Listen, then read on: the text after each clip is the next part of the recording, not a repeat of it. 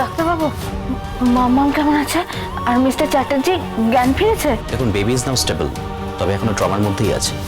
আস্তে আস্তে ঠিক হয়ে যাবে। কিন্তু কিন্তু কি ডাক্তারবাবু বলুন। এখনো ট্রান্সের মধ্যে বাবা বাবা করে চলেছে। যদি অনিরুদ্ধবাবু সুস্থ থাকতেন, একবার মেয়ের সামনে গিয়ে দাঁড়াতেন, তাহলে হয়তো কিছুটা কুইক রিকভারি করতো। আরে মেয়েটা সত্যি সত্যি বাবা বলতে অজ্ঞান। ঠাকুর কেন যে ওদের এরকম কষ্ট দিচ্ছে কে জানে।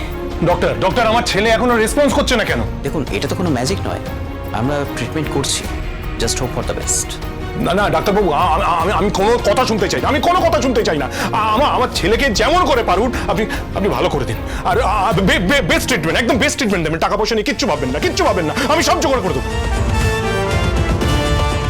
পেশেন্স রাখুন মিস্টার চ্যাটার্জি, অনিরুদ্ধবাবুকে বেস্ট ট্রিটমেন্ট দেওয়া হচ্ছে।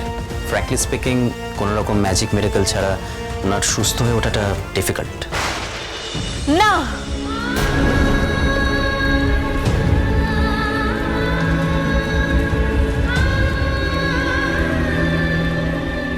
দিদি, এভাবে ভেঙে পড়বেন না।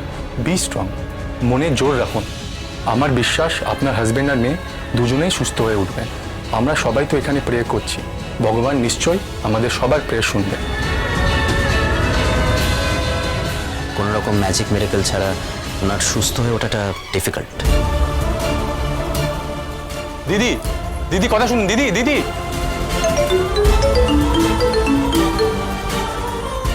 হ্যালো, হ্যাঁ অন্তরা বলো।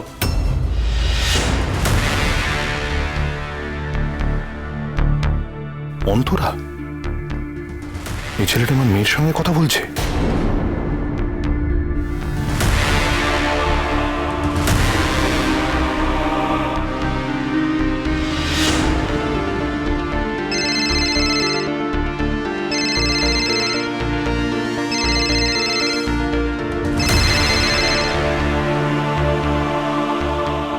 কি গো, বারবার ফোন করছি, ফোনটা ধরছো না কেন?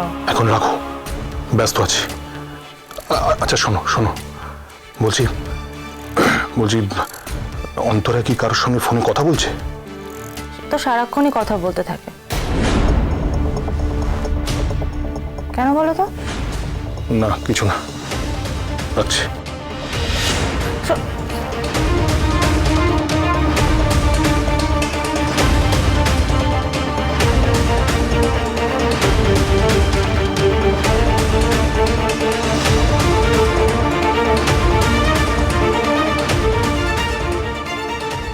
এসব কি হচ্ছে ঠাকুর?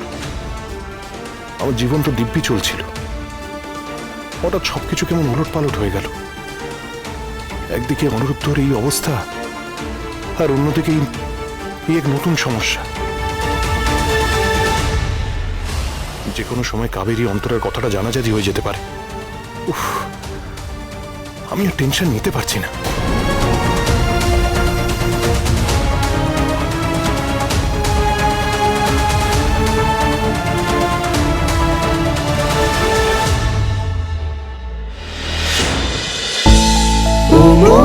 ও মোর দরদিয়া, সোম থেকে রবি প্রতিদিন সন্ধে ৭টায় স্টার জলসায় ও জিও হটস্টারে।